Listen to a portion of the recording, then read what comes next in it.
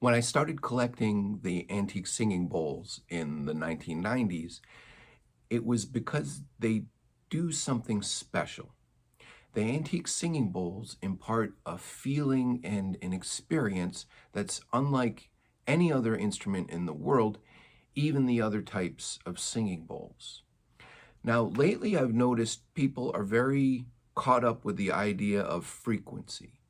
People, especially in the world of the sound healing community, are really focused on which frequencies they should use. What's the right frequency for this type of healing, for this chakra, for this area of their life? And I don't think it's about frequency at all. And I never have. I've always told people to focus a little differently when thinking about sound healing, and choosing singing bowls. The antiques do something that no other instrument does, and it's not dependent on the frequency. If it were, any singing bowl would have the same effects. Any instrument would have the same effects if it were just down to the frequency, right? We can reproduce any frequency electronically even, yet that doesn't impart the same experience, the same special feeling, the real transformation that can occur for you personally and in your environment only with the antique singing bowls. So, what is it that's happening? If I took the three main types of singing bowls, the four main types of singing bowls, antique singing bowl, a high quality new hand hammered bronze singing bowl, which is made very similarly to the antiques, a brass singing bowl, which are the mass produced, very numerous singing bowls. The majority of singing bowls today are the brass copies, we could say, and the crystal bowls. All four are bowls made by different manufacturing methods, by different materials, and at different periods of time, different time in history in the case of the antiques. The crystal bowls, while they have a bowl-like shape, they don't vibrate the way bronze does. They don't move in a way and move the air in a way that you feel the vibration. They produce a loud tone, a loud individual tone, kind of like a siren. But they do that with a very constrained vibration. And you know that because if glass vibrates too much, it breaks. And the crystal bowls, actually, if they vibrate too much, or if you even touch them while they're vibrating, they can shatter and explode quite violently. They get very, very loud, actually dangerously loud. Crystal bowls can be louder than safe hearing levels, yet with very little physical vibration. And that's a unique property of the glass singing bowls. They're called crystal bowls. They're really made of silica glass. And it's a very undesirable quality, in my opinion, because we are not looking for a loud, piercing sound when we want a nice singing bowl sound. We're looking for a warm, melodious, beautiful sound and a nice feeling. And that's the real difference, is that the crystal bowls don't impart much feeling. There's very little air moved. The way sound travels is it is actual energy. It's actual, it's unique in that way that it's actually traveling energy moving through the air and displacing particles in the air. So the sound wave is pushing the air, and you feel that physical vibration when you have the antique singing bowls. You're not just hearing the tone over the internet, you're just hearing the tone, but I'm feeling that vibration as well as the bowl is pushing the air. Now, crystal bowls don't do that. Okay, so we're getting closer to know that it's not just the frequency, right? Because the crystal bowls play a frequency, but they don't push the air and give you that experience. Brass bowls also produce specific frequencies. They don't push the air in the same way, and they don't have the complexity, the depth, and the warmth that the real bronze singing bowls do. Now, we can't compare brass singing bowls 100% because they're limited in their scope, in their size, in the pitches that they produce. but we can say that they're more chime-like. They are more simple than the bronze bowls. And for some reason, the brass material, which again is the vast majority of singing bowls, all of the inexpensive bowls that you see on Amazon and eBay and everywhere online, the vast majority are brass bowls. They're today making more brass singing bowls every month than all of the antiques ever made combined. So they're very numerous and being imported in the USA by the tens of thousands every month.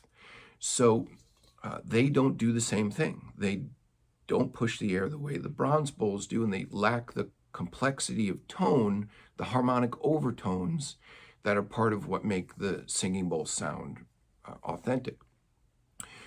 So we're getting a little closer. Okay, so it's something to do with the vibration, the sound pushing the air, something to do with the complexity of the tone. We know that because I can eliminate the crystal bowls don't give me that special feeling, that special experience. The brass bowls don't give me that special feeling, that special experience. And what they lack are those two qualities. The handmade new singing bowls, which I imported for years. My old company still does. I no longer run Himalayan bowls, but Patrick, who took over, is still importing the very best singing bowls made today.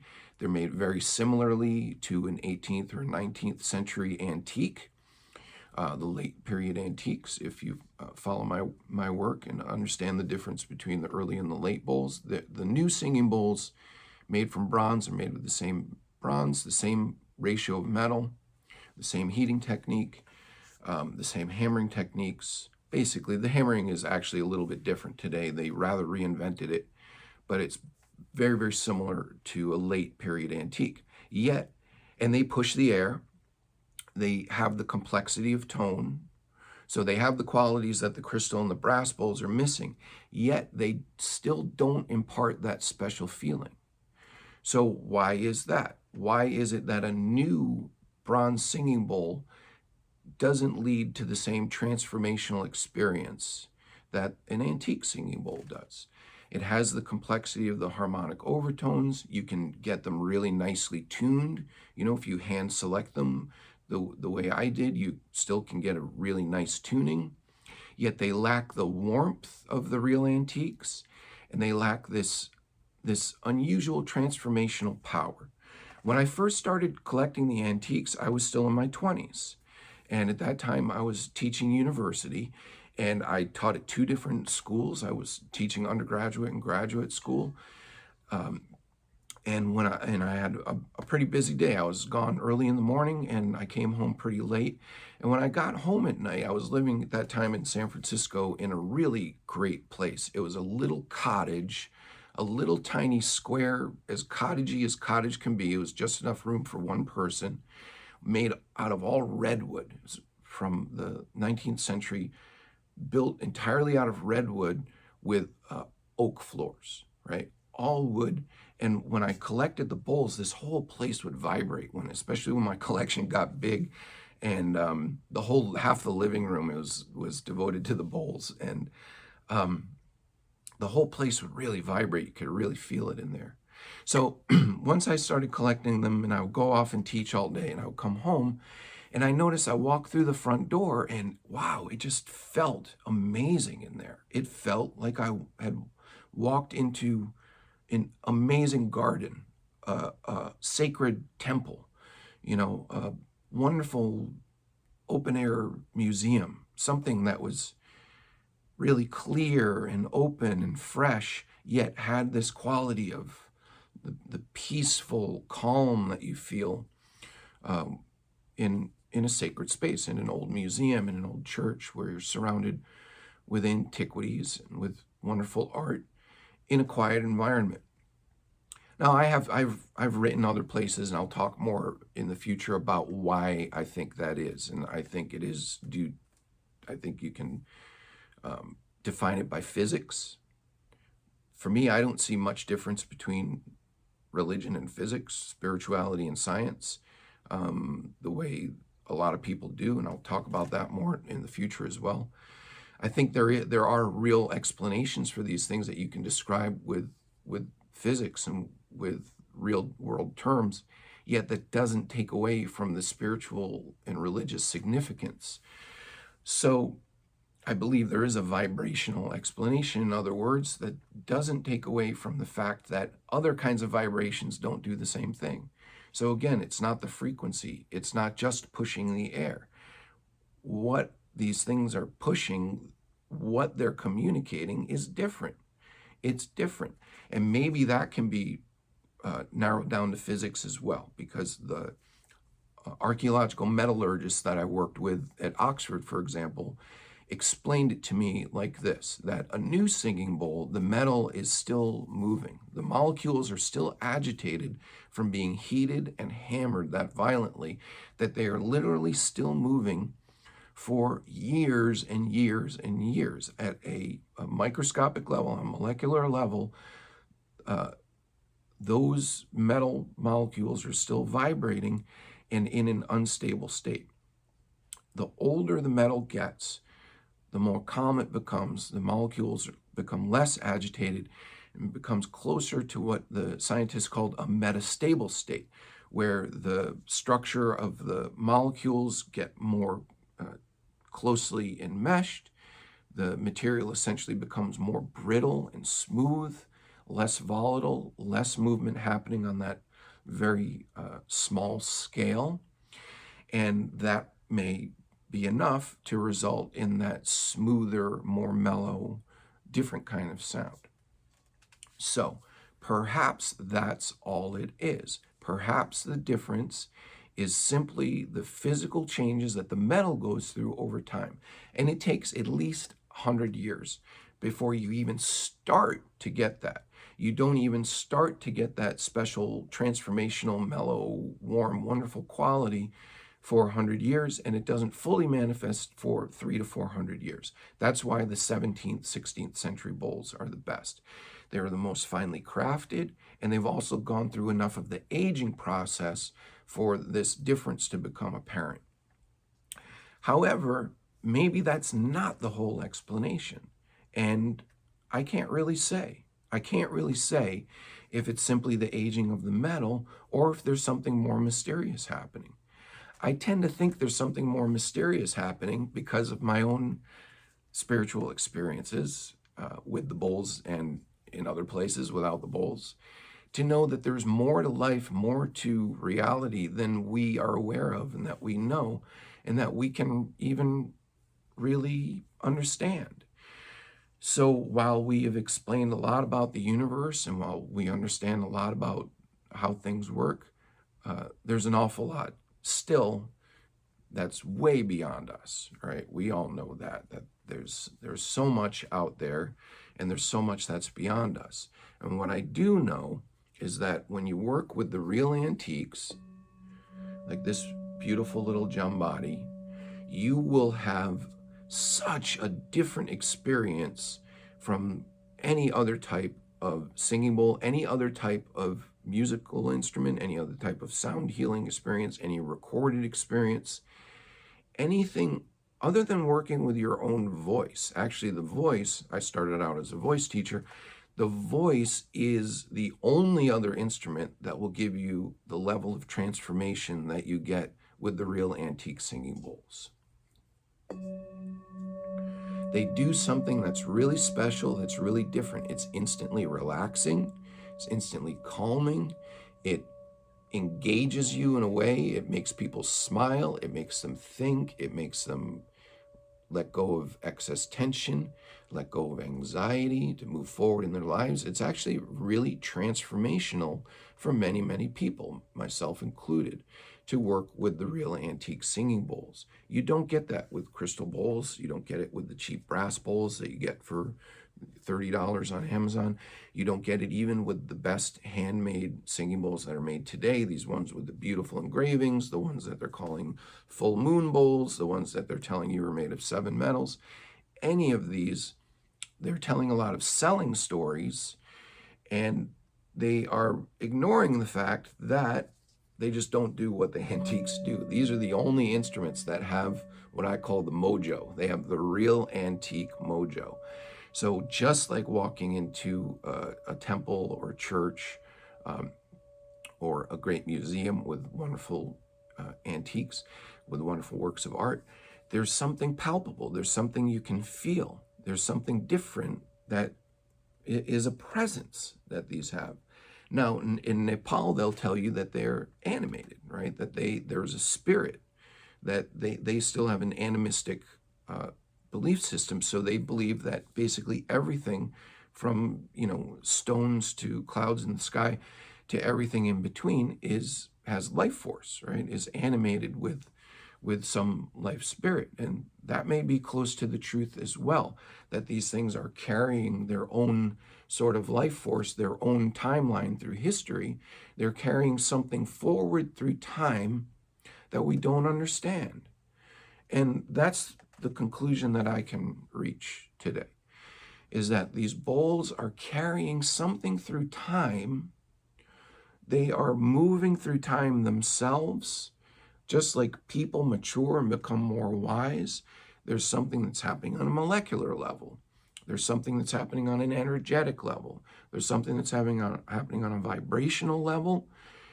There's some way that these bowls are pulling what they know from the past and bringing it forward to us in the future. I don't know what it is, but if you've ever been in an old church in Santa Fe, in a cathedral in Switzerland or France, in a temple in Japan or Nepal, in any sacred space, in the wonderful temples all over Asia, all of the sacred spaces, a cave with cave paintings, an area with petroglyphs, um, uh, uh, an outdoor cathedral, as John Muir said, like Yosemite. If you've ever been in one of these amazing spaces and got that special feeling, you can actually create that yourself at home with the antique singing bowls, just like I did and still do. Our home feels wonderful. And I'm actually spurred to make this recording by a few things that I saw online.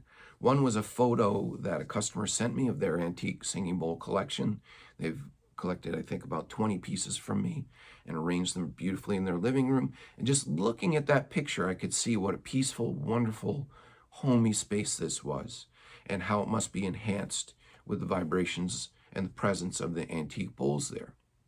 Another was a post by a seller of crystal bowls saying, you should only play crystal bowls because metal bowls sound dissonant. Okay, really missing the point. They love the pure frequency of their crystal bowls. That's great.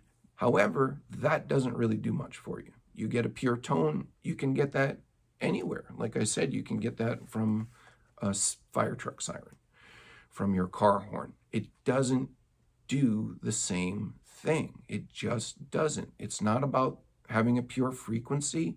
It's not about having a strong vibration. People are really into gongs. That was the third thing. There's been in the sound healing community a real fight about the use of gongs because some people understand the subtlety that you just touch a gong and it fills the room with vibrations. Gongs were made to send sound over very long distances. The sound really travels. Today, people are using them in close proximity, putting them right next to people's heads and banging away on them with really unsafe volume levels and with a really harsh, dissonant sound. It doesn't sound nice, doesn't produce a healing effect just because you're getting a lot of vibration. So the idea is that, I'll bombard you with these certain frequencies, I'll bombard you with a lot of vibrations, and that's going to create a healing effect. It really doesn't. In fact, it can have the opposite effect. It can have a damaging effect, especially to your nervous system. So sound healing practice is a little misguided right now, and things have been taken astray away from the more spiritual roots. The first singing bowls were introduced to America by the Shambhala meditation centers, right? The first singing bowls that were brought to America were brought by Chogyam Lingpa, by, sorry, not Chogyam Lingpa, Chogyam Trungpa. Chogyam Lingpa is the 18th century Tibetan mystic. Trungpa, Lama Trungpa brought them. He was given them by Suzuki Roshi in Japan, right, when he studied Zen. So Trungpa Rinpoche brought them to America, to California, with the Shambhala centers. And the Shambhala centers today all have a singing bowl. And it was a spiritual basis for it, right? It was based on Tibetan Buddhism, on adopting techniques from Zen, and that being introduced as a nice way to start and end meditation. I was introduced to singing bowls before I knew what a singing bowl was. I first heard them also at the San Francisco Zen Center. So at Green Gulch Farm, when I went there for a retreat, they were playing singing bowls at the beginning and the end, and I thought, what is that wonderful sound? And I couldn't get a glimpse of it to see, and it was actually about 6 or 7 years later before I actually ever found out what a singing bowl was. So there were spiritual and religious roots to the singing bowls at first, and sound healing at first. If you read Mitchell Gaynor's book, or if you read an earlier book before sound healing, like the seminal books, Toning, for example, is one. If you read books on Tibetan meditation, like the book on Tibetan sound healing, you'll find no talk about frequency, no talk about needing a 432 pitch, no talk about needing a C tone for this chakra and an F tone for that chakra. You won't find any of that because the focus was on the human experience, right? The focus was on how you felt, on having a relaxing experience, on the warm quality of the tone, on creating a sacred space, on other things besides this idea that you can prescribe a frequency, that you could prescribe a tone, and that's going to have a healing effect. Or that if you just get a lot of vibration, make your cells vibrate, that's going to have a healing effect. That's a rather passive approach to healing. That implies that we can just be passively vibrated, and like you fix a car, you will get, things will be rearranged in a way that they work better. But that's not how healing works. Healing is a dynamic process where we reach a level of homeostasis through our own internal processes, right? Our own internal systems, our hormonal system, our nervous system, our neuromuscular system, our skeletal system, all of our circulatory systems find their own balance through their own internal chemical processes, right? So we find homeostasis, we find wellness when things are working well. When our own internal processes are functioning well, then healing is happening spontaneously, right? So what a great antique singing bowl does for you, what it does for the vibration is cancel out stray vibrations, to say it simply. There are other vibrations that continue to bounce around in the room, and when you play the antique singing bowl, quiets those vibrations. So you're walking into a place with less vibrations. What it does for you personally is gets your attention, gets you to let go of excess tension, gets you to feel your own self. It's a sort of a biofeedback in a way that you feel the vibration, and that gets you to feel your own sense of self, and then allows your own internal processes from that quieter place. They're modeling a quiet, calm, mellow state of being. They're creating that in the environment, and then you use that information to improve your own internal state. So it's a way of reaching homeostasis, of reaching a frame of wellness that develops and creates healing, right? Healing is created from within. It's generated from within, until we need help from without, until we need external help. Singing bowls are a gentle external help, and I've written about that elsewhere, and we'll make more videos, that the effect that you get from sound healing also is subtle. It's not a dramatic effect, right? So if you need a stronger external intervention, like I needed last year for my thyroid, then you go to a doctor.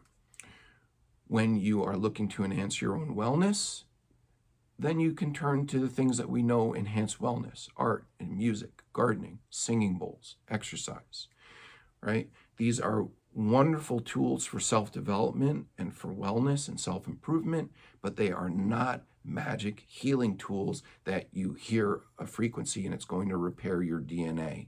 And I know there are people out there saying that. There are companies now marketing products that say that. And unfortunately, I promise you, they will be proven as charlatans if anybody even believes them to begin with. They're only allowed to do it because they're selling a gadget and an idea rather than a medicine. If they were selling an actual medical device or an actual medication, they would be shut down immediately, because there is no sound frequency that repairs your DNA. What they did, this company that claims they've taken NASA research that proves that sound will repair DNA. What that NASA research did, I read it, what the NASA research did was used electromagnetism in a controlled laboratory experiment with small specimens in a controlled medium. And what this company is doing is translating electromagnetic frequencies, which are completely different from sound frequencies, doing a little simple arithmetic and dividing down those frequencies into sonic frequencies you can hear, and saying, put on headphones and listen to these frequencies, and you'll get this same effect that this completely different technology of electromagnetism created in the lab on small cultures.